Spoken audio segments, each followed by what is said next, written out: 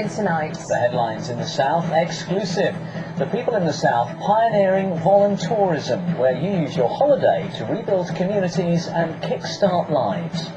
Health alert. Patients asked to report for tests after a health worker is found to be HIV positive. And why global warming means French winemakers are migrating to the south. Also in tonight's programme, Home from Home, the Spanish sisters who came to the south for 3 months to escape a war and stayed 70 years. And if you're fed up with the festive season already, we found the perfect store to do your Christmas shopping in.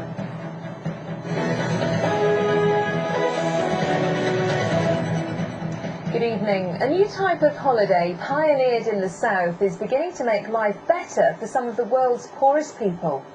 Tourists pay to travel to exotic locations, but instead of lazing on the beach, they do voluntary work. And part of the price they pay for the trip is used to finance the projects. One of the companies pioneering the voluntourism was set up by a couple from Hampshire to help victims of the tsunami in Sri Lanka. Next year they'll be sending holidaymakers to work in a dozen different countries around the globe. And our reporter Kerry Swain spent a week in Sri Lanka with a group of voluntourists. This is the first of 3 exclusive reports.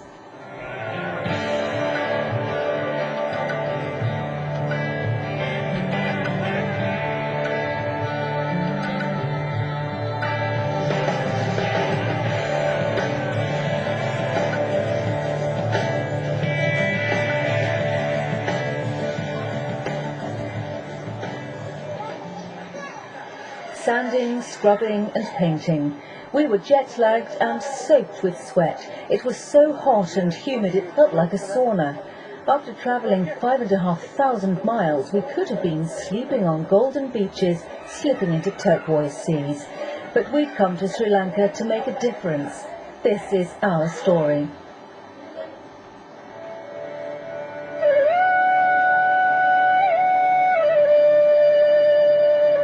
Sunrise and our first glimpse of Sri Lanka. We were tired. I'd left my home in Southampton almost 24 hours earlier, but we were spellbound by the sights and smells and eager to start work, because we'd come on holiday as volunteers, ready to do whatever we could to help people in this beautiful but struggling country. 40,000 people lost their lives when the tsunami struck Sri Lanka.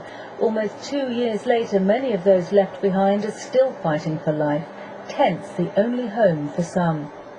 On the way to our hotel in Gaul, travelling along the west coast, we stop in Paralia, where the tsunami swept away an entire train full of passengers. The village artwork on the monument, built in memory of the 1,500 people who died, tells a terrible story.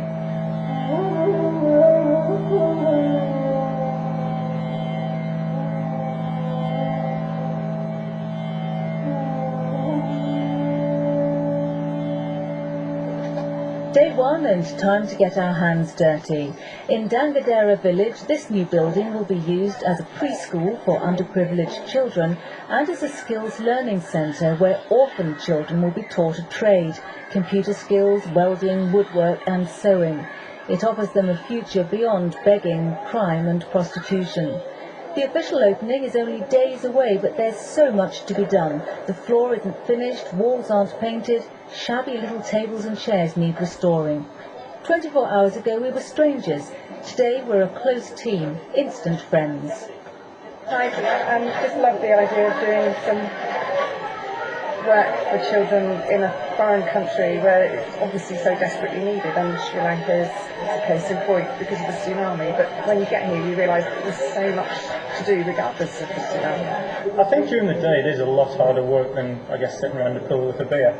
But certainly by the end of the day you get a much bigger sense of satisfaction than if you just sat about and got sunburned. The brighter future being offered to these children is all thanks to a husband and wife from Marchwood near Southampton. Adrian and Sarah Yalland were so moved by the suffering they saw in Sri Lanka after the tsunami, they started their own travel company. From their home they organise trips which allow travellers to combine an exotic holiday with the chance to do voluntary work. Part of the price of the holiday is ploughed back into projects. Different Travel has already invested £45,000 in Sri Lanka.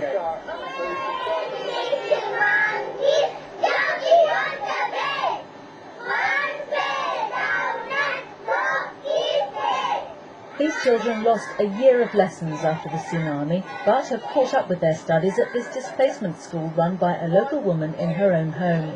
No physical labour is needed from the holidaymakers here, just a willingness to talk, teach and play.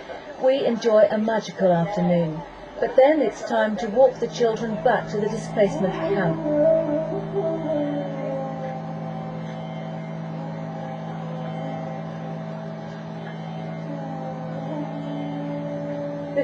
It's very shocking. Varashi, her two brothers and both her parents all sleep in this small room. They've been sleeping here and living here for almost 2 years.